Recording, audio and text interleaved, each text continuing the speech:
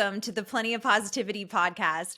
I am your host, Courtney Beck, and today we have an amazing guest, Dionne Nicholls-Germain. Dionne is an executive coach, a corporate speaker, Forbes featured author, and the creator of the Conquering Unforgiveness Workplace Workshop. It is my absolute pleasure and honor to welcome Dionne Nicholls-Germain. Oh, so good to be here. I've been waiting for this moment.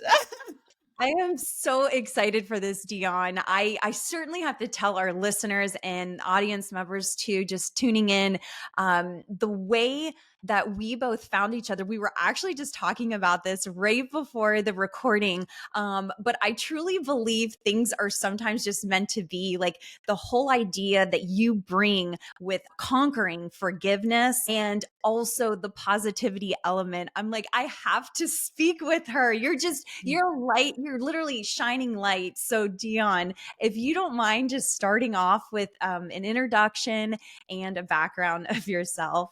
Sure, and let's just put that out there. That light begets light. So there was something also about you that Oh. drew me to you, right? So just want to put that out there. But yes, so my name is Dionne Nicholls-Germain, and I'm a mother. I am a wife. I am a former fashion exec, actually, turned entrepreneur. So I was actually at the time a single mom. I Mhm. was 40 years old, and I really thought fashion was going to be my be all end all. I mean, that was the dream. I grew up in a small town called Ottawa, Ontario, Canada, and I had the dream to work on Fifth Ave and got to do that for over 20 years, women's luxury fashion, got to travel to Europe, all the things. And there was somewhere around, 40 years old, 20-year career. Some would say I was crazy, but I just felt like there was more. Now, it wasn't a 1-2 punch by any means. So when I first left corporate, I was actually in the midst of, and this all ties back to my story of forgiveness and why I'm so passionate. But at the time, I had this feeling that there was a bigger calling on my life. And I Mhm. actually thought I was going to be a kindergarten school teacher. Mhm. I loved that age, when my son was a sponge. Oh. And right around that time, now I'm no longer with my son's father at this point, but I Mhm. kid you not, like when you're in alignment, he reaches out to me out of the blue and says, Dionne, I want to launch a financial literacy youth program. Will you help me? And I'm like, ooh, well, it's still educating. It's still empowering the next generation, just in a different way. The only thing, he's my ex. So I had to, of course, take a moment to think about it. But I actually went for it. And fast forward, we launched a 501c3 financial literacy youth nonprofit called Financially Clean. We've reached thousands of young people. From that, a 5-star rated podcast was born, got Oh. signed to a network. Um, but I still, even with all that was happening, said, this is still not my thing. I was using my voice. That I did know. Mhm. But I said, this still feels like his dream. This is not mine. And as I continued that purpose, journey, it led me to coaching.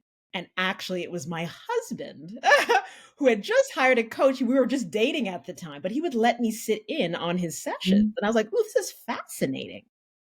And next thing you know, when his coach was looking for new registrants for the program, and the rest is history.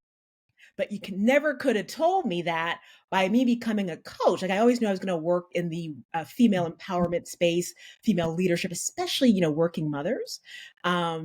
That I would be now a 2-time author, sharing my personal testimony of forgiveness to now heal and empower others. Never in a million years. I really, like I said, I thought my first chapter would have been my last chapter, which was fashion. But I always say, leave room. You just never know.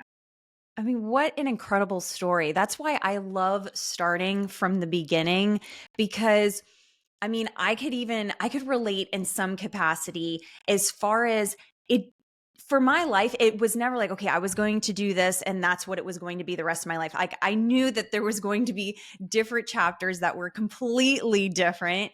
But I think you kind of just learn to, just like you did. I mean, you started off with more financial literacy, then into coaching, utilizing life experiences. And life experiences, storytelling is so incredibly powerful. My experience kind of in relation to yours, and this is what I really want to like focus on, at least at the beginning of our conversation, was going from academia. I went into corporate and then back into academia. And your extensive background in corporate, what were maybe some lessons that you certainly learned within the corporate environment and that you were able to transfer into your executive coaching and, just like you said, being a published author too? Yes. Well, one of the biggest things I recall working in corporate was learning how to galvanize a team. Hmm.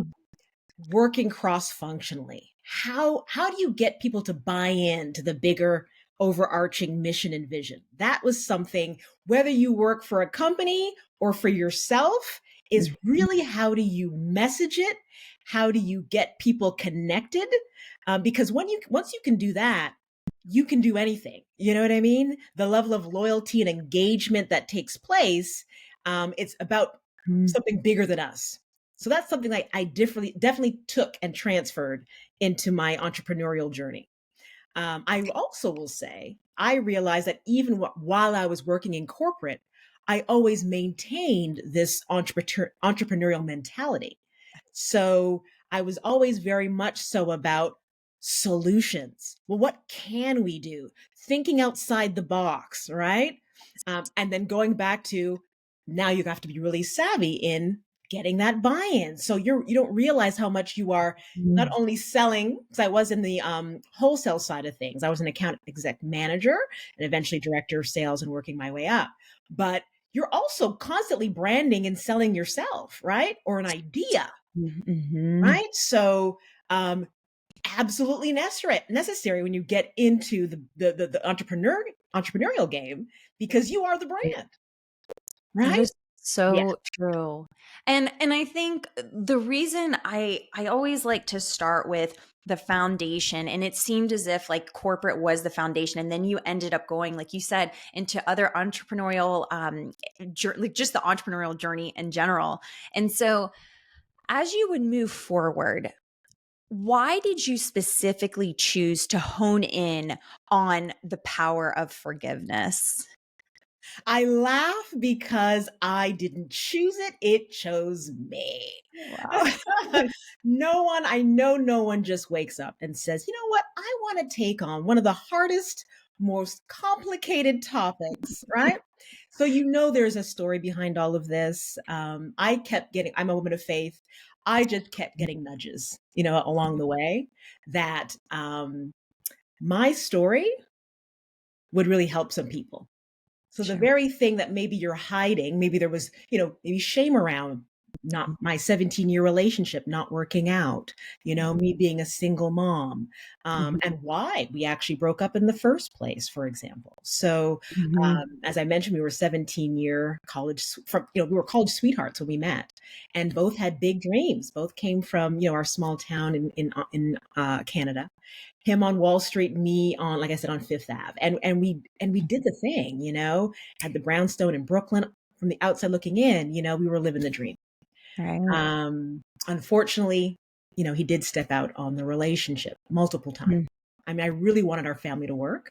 But Yeah. at some point I realized I had to make a decision, you know? Yeah. Um, and one thing I realized, later on, in life, is that what we have is pretty unique Yeah. because I chose forgiveness. I mean, I could have gone the bitter woman scorned route, It's- but yeah. somehow intuitively, because I wasn't a coach back then, my faith was nowhere near where it is now.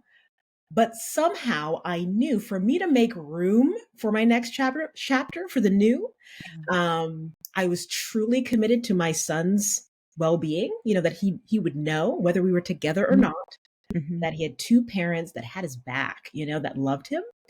mhm, And we were able to create something so beautiful, a really healthy, loving co-parenting relationship where we could mhm. take family trips together. When my son was leaving for college that year, we met for Sunday dinner almost every Sunday. As I mentioned, we were able to form a nonprofit that has actually impacted thousands, not only nationally, but around the world with our podcast. And even though I did end up stepping away from the nonprofit and the podcast once I became, Sure. serious with my husband and my calling, seeing it, coaching Mhm, being the direction I want to mhm, go, it continues on. Like we were able to rewrite our legacy and put more positivity and good into the world, all because I was willing to forgive. That at one point, our alma mater, Ottawa University, was flying us back to Ottawa for a 6-month engagement to teach our program in their economics department. That by the time I started traveling back there, I was actually estranged from my father during all of that time. And sadly, he deals with mental health mhm. issues. He used to, unfortunately, get violent with my mother when he was in those bouts. Sure. I was Mhm. very young. He wasn't in the home for very long, but he hurt my mom. That's what I held on to for a long time. Sure. But now, going back and forth to teach the program, he still lived in Ottawa, so does my mom. Mhm. At that point, I decided to go and look for my dad, and we would just start having lunch. And, by the time we did our big launch event, we did a live event in the auditorium to kind of just promote the program. I had both my parents sitting in front row, Mhm. cheering me on. I hadn't had that since I was doing gymnastics way back when, maybe 6 years old, who knows? But when I tell you the feeling I had my dad back in my life. My son met his grandfather at 13 years old. I spent my first Christmas with him in over 30 years, all because one, I said yes to my ex, right? And I Mhm. forgave because I kept choosing forgiveness. Look at all, like I said, it's rippling effects of positivity and love and healing. And it's generational, it's exponential and it's generational. So that's just a little bit of why I'm so fired up about bringing this message of forgiveness. I This think, is I a mean, tidbit. I can't give all of it, but it's like, yeah, it just keeps going. well, and I think even just a larger picture, just by listening to you speak about your passion. I mean, you are incredibly passionate about, like I said, it was lived experiences that you had obviously experienced along the way, and being able to be mature enough to allow forgiveness in your life, like you were saying. I think that is powerful. That's honestly, it's very inspiring, because I'm sure just even listeners, everybody has experienced something in their life, whether it's friends, family, any type of relationships, but where you hold like almost like a grudge, and you're like, no, I need to just move forward, because you're right. It opened you up to so many beautiful possibilities, not just in your career, but for your own family, for your son to experience that incredible support system, which, of course, I have spoken about it before, but a support system is so important when if you're going into a new career, or if you're obviously growing up and you need that support to, like, what's next? What does that next chapter look like? But that, encouragement kind of behind you. And so, I think that is so incredibly admirable of you, Dionne. And it really does. It speaks volumes about your character. Mm, And okay, this was one thing that really caught my attention, just obviously doing some research for this conversation. But you also focus not just on forgiveness, but perfectionism. And I'm sure with high performers, many could relate, me just actually, I have some stories I can even share just recently happened. But sometimes I feel just from my own personal experience with perfectionism, it could is as good as it is to strive for perfection, holding yourself to that like level could almost in hindsight set you back because you're so focused on being perfect, which of course we know in this world it's you can't really obtain the perfection, you strive for the perfection. So I would love to hear just your perspective on perfectionism. Sure. So now I call myself a recovering perfectionist. I don't know if it ever fully goes away. So it's funny, you have a story recently. I have one too, because it never fully goes away. It shows up in all kinds of sneaky ways. So Um, but I will say what two of the game changers were for me as I was going along, and then I'll relate it back to forgiveness. The first one was I was actually a participant of a group coaching program, and that's one of the things that I wanted to work on. And I never forget, one of the coaches, it was a reframe of what feedback is, because when you're a perfectionist, ego's at work, right? And so your ego gets bruised if you don't get the gold star, or the so when they or when the coach said, Dionne, why don't you look at feedback as nourishment? And I was like, wow, yeah, it's not a criticism. It's about nourishing me, feeding me so I can get better. I mean, it seems like a small thing, but that was definitely a huge shift for me. It doesn't mean you're bad. That's sometimes too. It's like if I did something wrong, it means I, right, am wrong. That's what the ego wants to tell you. But no, you just need to make a tweak. It's just you know, an adjustment, if you will. And then as you know, as you go along and doing this leadership development work that I'm doing, I got a lot more tools. And then when you start to learn about growth mindset and have, again, a more empowered way to relate to mistakes and failures, that what do we know? The most successful people in the world have failed at least 10 times. It's just the iteration towards success, right? So it's about the learnings along the way. So that was huge. And then lastly, again, as you continue this purpose journey, and perfectionism wants to either stop you from doing the video or writing the content or showing up for that speaking engagement because am I perfect enough? Am I good enough? All the things, right? Once I started to really focus on a spirit of excellence versus being perfect and understanding the distinction between the two, because perfectionism is all about me. It's about what I did. Ta-da! I did it. All the spotlight's on me. No wonder I have so much anxiety, because it's all on me. It's all on me. Look at the pressures on me to get it perfect. So I won't ask for help, because then they'll think I can't get it done, right? Again, the ego, just all the voices, right? Meanwhile, when you're working from a position of a spirit of excellence, then you're putting the spotlight again on the project, the bigger vision and mission that we're going after. Very different way of same goal or same project, but where the focus is for the greater good, for the bigger milestone we're trying to reach, the impact we're trying to have. Do you see that? So it's not about me, it's about who we're serving. I think that is such an incredible perspective. I've never thought about the spirit. I just wrote it down here, the spirit of excellence, and looking at what you do through that lens versus, you're right, when the ego gets in the way and somebody provides you constructive feedback, should we say, but it's interpreted as it's a personal attack. But I think it really does stem from the power of perspective too, how you view something, how if you are going on this journey, like I could certainly speak from the experience of podcasting or blogging, all this.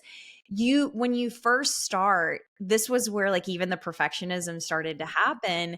but you want to be perfect. And you're on the podcast and you review it and you're like, oh my gosh, I said this too many times. I did this too many times. And when you just look at it as like really enjoying the journey along the way and not, trying to obtain that idea of perfectionism, you start enjoying things more. You start understanding why you truly like why you started in the first place, that purpose. And you've used that particular phrase a couple of times, like purpose driven, and how relating it back to forgiveness. This is something that's so powerful because I do want to mention this is Dionne's book here. So we will be having a session, of course, and I will certainly get to all of that information. But the 90-day Conquering Unforgiveness Journal for High Performing High Achievers. So, Dionne, I want to transition into why you started writing this book and including the journal within it. Yeah. So initially, as I mentioned, it was this calling was, birthed from my own testimony. Yeah. But then, as I mentioned, I'm an executive coach and I'm working with clients around the world. And what I started to notice were these recurring themes.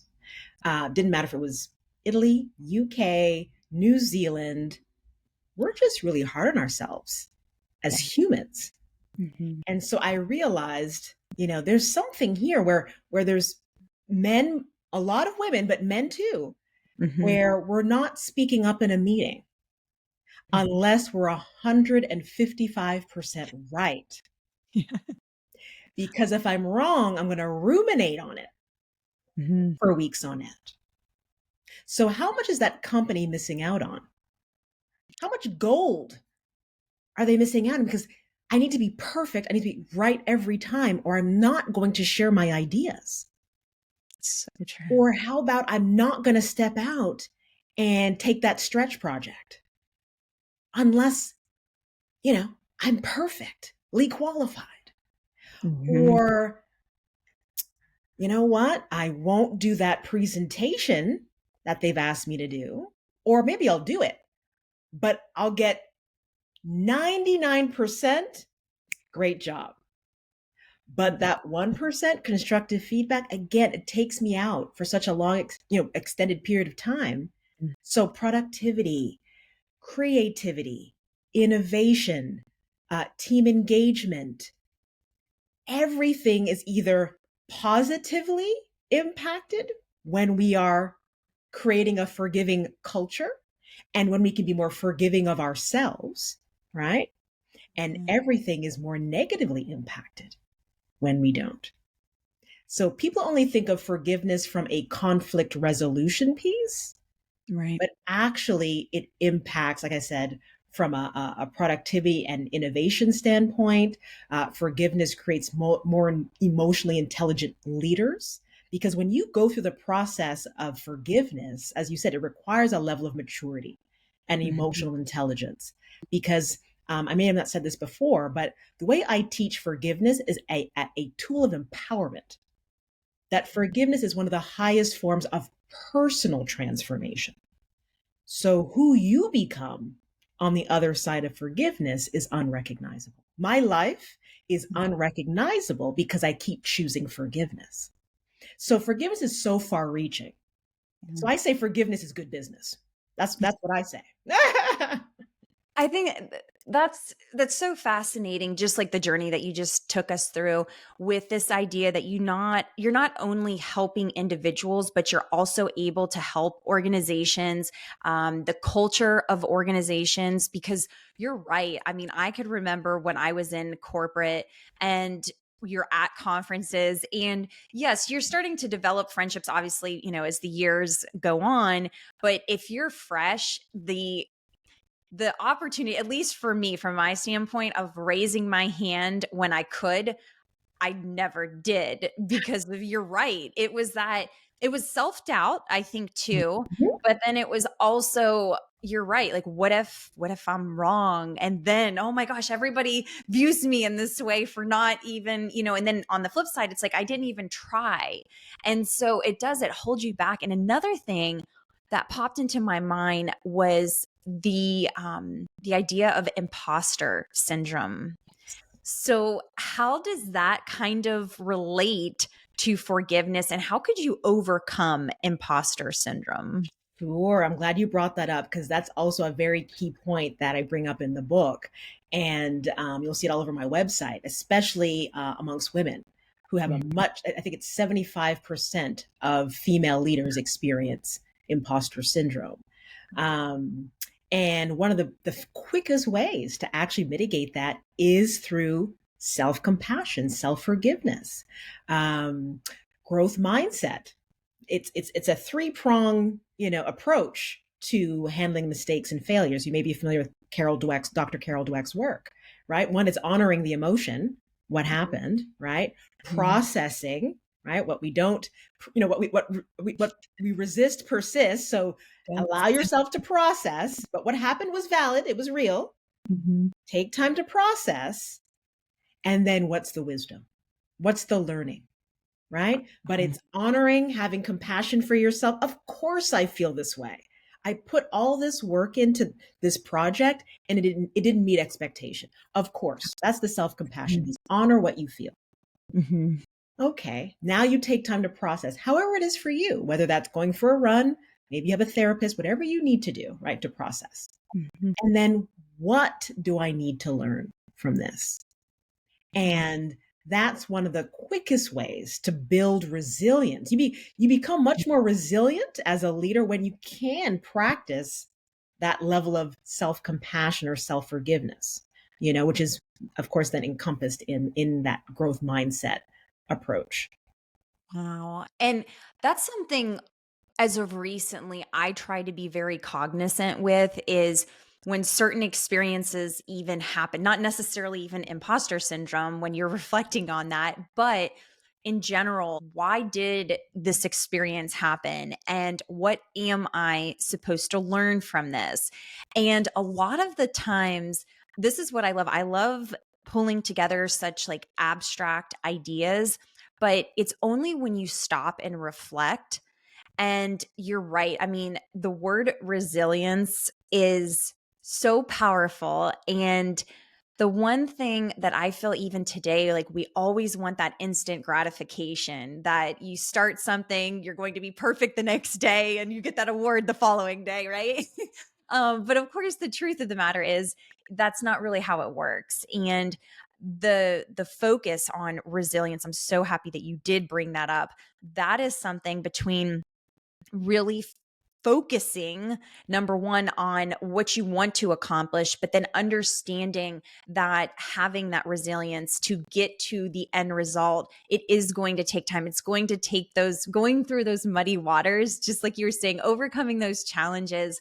But that's where I truly believe you grow as a person. And anytime that I look back on certain life challenges, or the like, why did this happen to me? When you reflect upon those times, little did you know you were building resilience.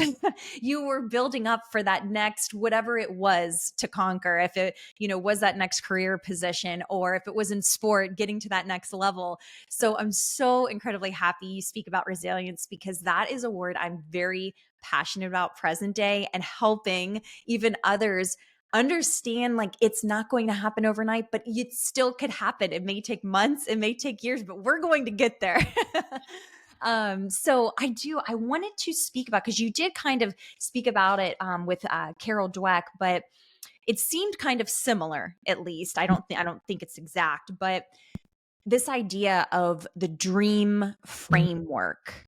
So could you maybe elaborate on what the dream framework is within your book? Yes, it might be, yeah, maybe on the same street, but not in the Yeah. same lane. Yeah. Um, so that's really anchored in living out of your commitments. Yeah. It's a very powerful place to live. And when you can get above the swirl of emotions, right? Whatever that negative, emotion might be, it could be resentment, bitterness, Mhm. sadness, whatever took place, right? Betrayal, what have you. For you to get above that, and basically it's a 5-step framework. I'm hoping we're going to talk about it more, that you'll join our book club launch on February 27th, because I'll go deeper into this. But yes, it's a 5-step process to get out of the negative swirl and living out of something bigger. And we're actually using commitment to do that. And I guess the biggest thing I will say here is you can use it for any breakdown, right? So it's beyond just maybe something that happened. Like growth mindset's really about, something happening and how do I get past it? But Right. this is for anything, anything, whether it's for yourself or somebody else. You can use this framework. The idea is that you want to, start living the life of your dreams. But when Mhm. you're holding on to this stuff, it's holding you back. It's It so can true. block your purpose. It can block your blessings. It's so far reaching. So yes, that's what I'll say about this approach. That's fantastic. And go ahead. And I was going to say, and I guess I'll preface this in terms of my approach to forgiveness Mhm. is that I make it practical. I Mhm. make it actionable, so it feels doable, because that topic of forgiveness is overwhelming. It's true. What did we learn growing up? Not much. So that's why I've created tools and strategies that actually give you a way forward. I think that's what's so important because you're right. Like when you talk about forgiveness, it's easy to say, okay, um, simply just forgive and move on. Well, it's not really that simple. And so I have learned even throughout the years, I always try to look for, you're right, like tips or tools and helping you go through that journey to be able to truly experience, obviously, in this situation, utilizing forgiveness and experiencing, obviously, on the other end, abundance, which leads me to an incredible story that you recently just published too. I saw the post on LinkedIn. A big congratulations.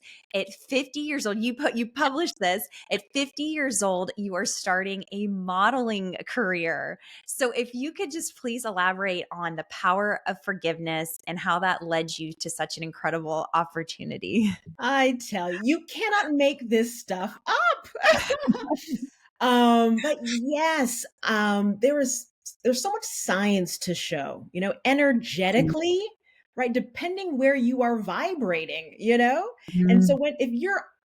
if you're releasing things and you're traveling lighter in life, right? And you just start magnetizing stuff because you're making room for it.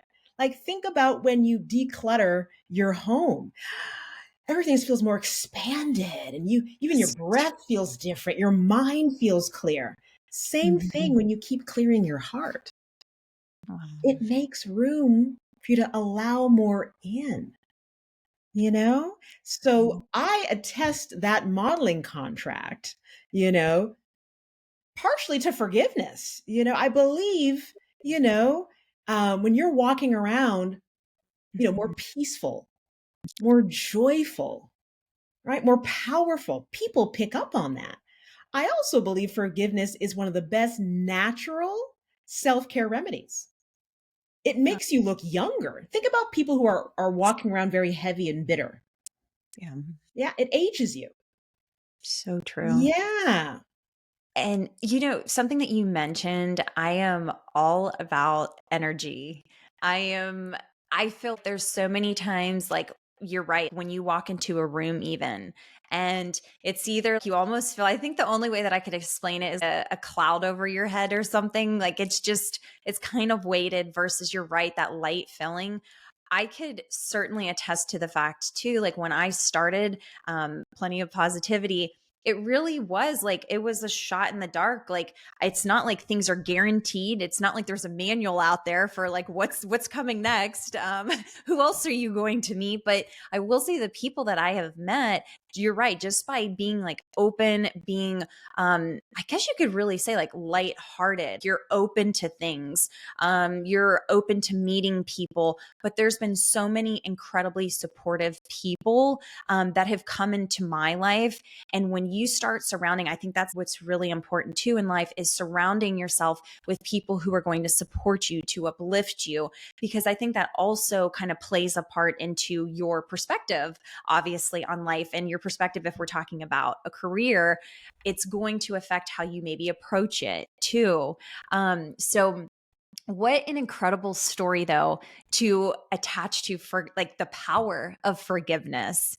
And in addition, you also are part of a book. Let me get the right title here.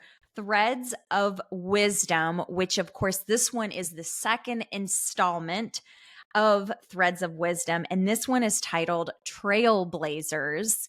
And you were highlighted as it was part of a top 15 trailblazing CEOs, Christian women. So, Dionne, a big congratulations on that. So, could you maybe just explain how you went in this particular direction, and obviously being able to share your incredible story in this book? Sure. So, one, such a humbling honor to be amongst these 15 women.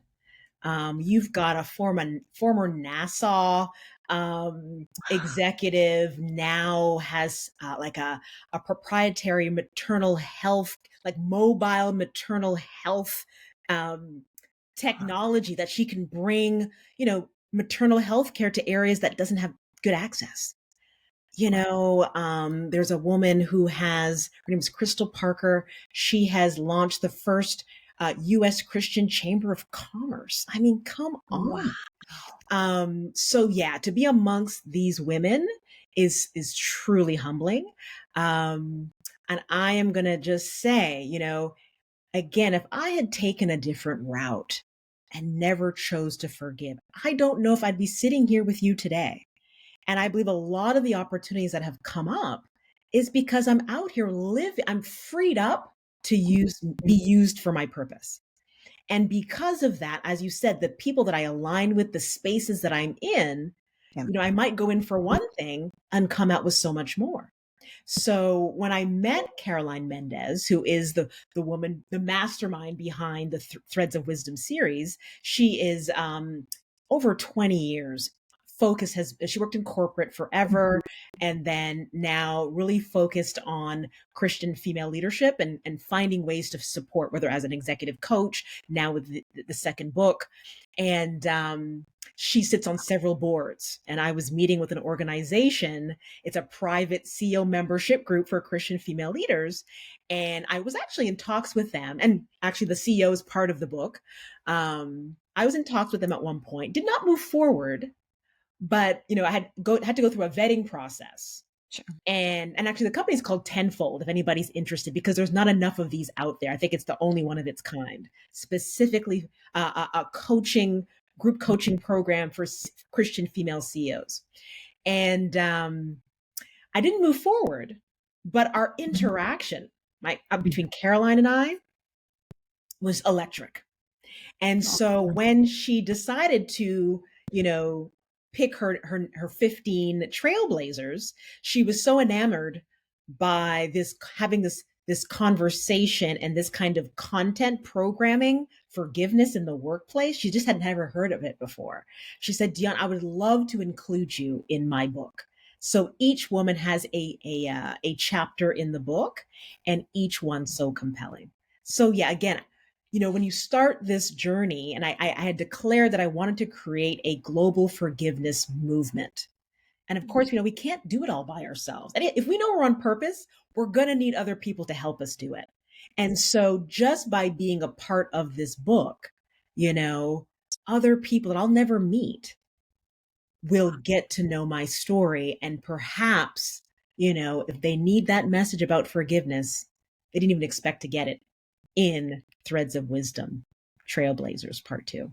Yeah. That's unbelievable. And like I said, I mean, a huge congratulations because you're right. Storytelling in general can be so incredibly powerful.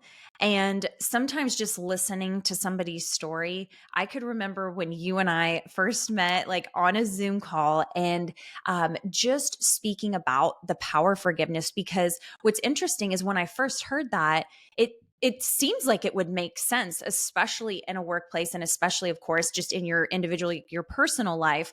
But when you really like focus on the power of what it could truly bring, and then as of course we have gotten to know each other even more, and then I see this modeling contract, I'm like, this, if this is not the sign, I don't know.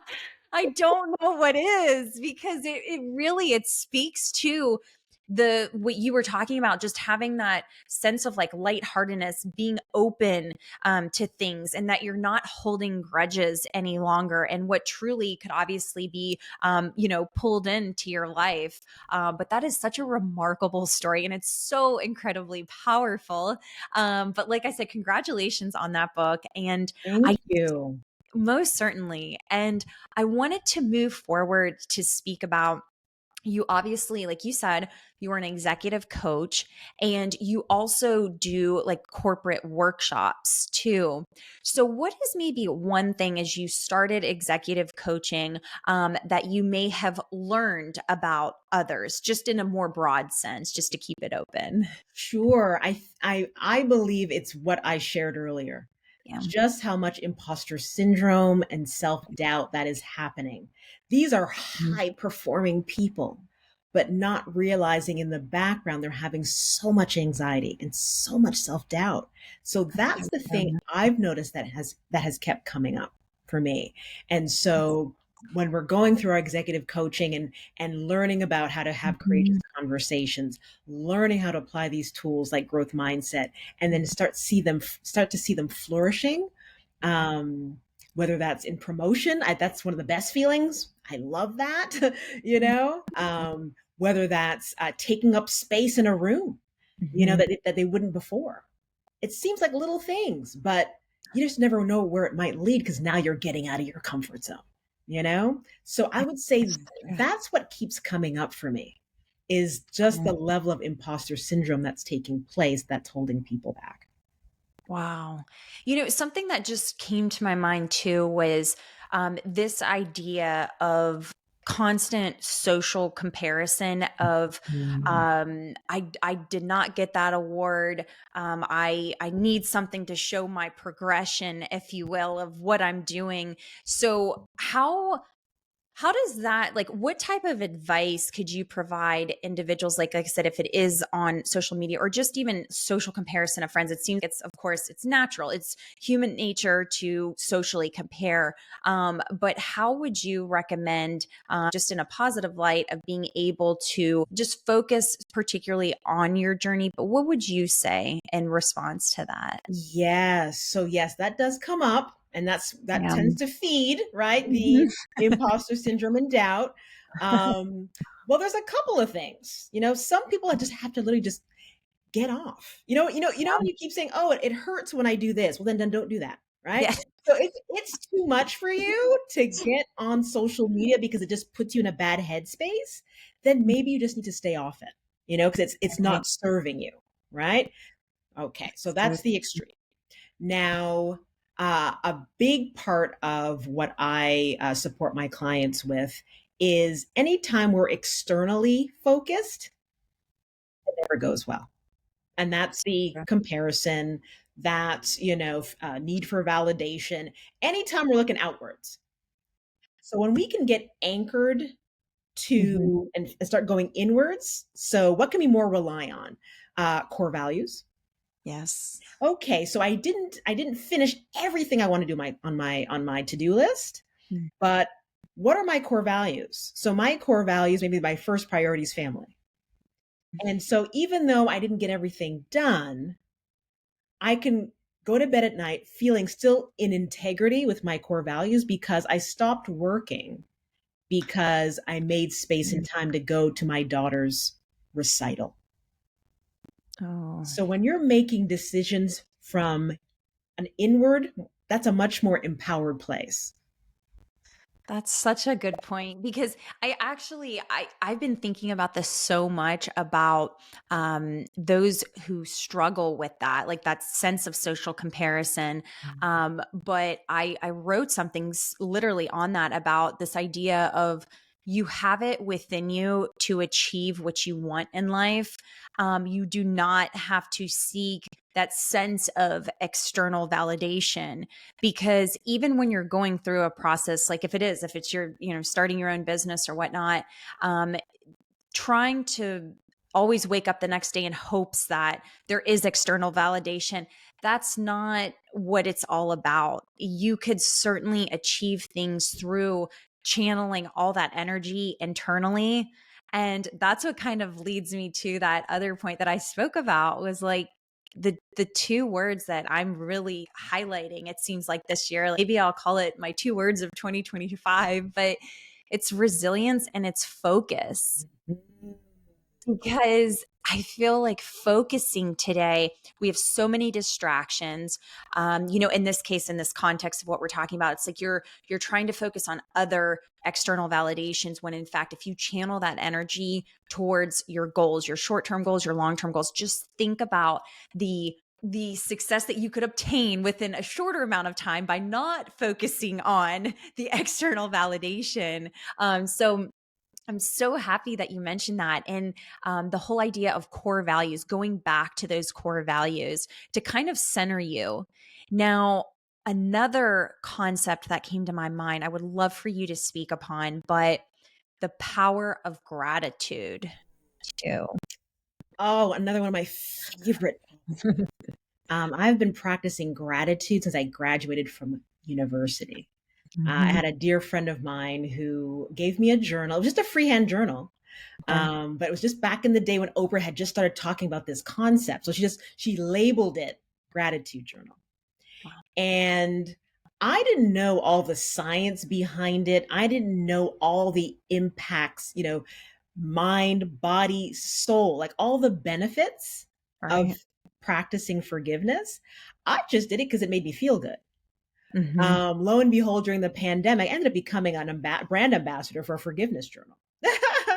And I Wow. loved this daily concept. And Mhm. uh, it it actually is in my it's part of the morning routine of my journal, Yes. because all the same benefits of when you forgive, Hmm. mind, body, and soul, Hmm. is all the benefits you get when you practice gratitude. So it's a Um, supercharge, right? If you're practicing both daily, come on. Now, uh, with regards to forgiveness and how and why it even support or gives you more access to forgiveness, is because when you practice and make it a day, or I should say a regular practice. I don't want to Sure. pressure anyone to not start, Right. but Hmm. find some way to, it doesn't have to be even journaling. It could be around the dinner table, for example. Right. But just taking a moment to practice forgiveness on a regular basis Hmm. literally rewires your brain to Wow. look for the good, even in the most difficult, most trying times. So you again become more resilient, That's such a good point. right? Can you be grateful for what you've been bitter for? And it's Wow. amazing how eventually it becomes, right, just a part of you. We're not saying, there's a term called toxic positivity. We're not saying not acknowledge Yes. what took place. We always, as we mentioned before, you process, but then there's always something you can either be grateful for, or a piece of gold you can get for yourself, as you said, because it's in the trials that you grow the Yes. most, right? That you learn the most. I always say Mhm. you don't build a warrior in a white room with you know pillows and feathers. Right? You got to go through some stuff, right? Yeah. That's such a good point. And when you talk about that term toxic positivity. The one thing, you are so right about that. I talk about it all the time because, I mean, truth be told, yes. Does Courtney Beck have bad days? Absolutely. Is she always positive? No, but I try. And I do think that the perspective that you view a certain situation through, or the lens, I always think about that. Like, truthfully, if in fact I am having a bad day, you're right. Really focus in, draw out those emotions, like actually feel what you are feeling. Don't ignore it and try to put a smile and move forward, but acknowledge it. And I think when you actually acknowledge what you're truly feeling, and you think to yourself, okay, if I'm going to, figuratively get back up again, how is it going to help me to choose to see something in a negative light, or to make the rest of my day just as bad as maybe when I woke up? But instead, looking at it, okay, this may not have been the best start of the day, but I'm going to change my perspective and I'm going to snap out of it, and I'm going to make the rest of the day better. And just like we spoke about, like, you're opening yourself to opportunities, to incredible experiences, versus when you're closed off. And the energy, like I said, I always go back to the energy. I think it's so real. But no, thank you so much for sharing that. And as we move forward, this is an exciting part, Dionne, because I am so incredibly grateful for the fact that you and I were sharing in a collaboration, with, of course, as I mentioned before, but the 90-day Conquering Unforgiveness Journal. And we're going to have 3 particular sessions on understanding how we could develop, just the concept and utilize the concept of forgiveness in our lives. So I just wanted to say some more like logistics, and then I want you to really speak about what those participants could experience within session 1, session 2, session 3. So it's going to start on February 27th. We will have, actually, all 3 sessions are going to be 7 p.m. to 9 p.m.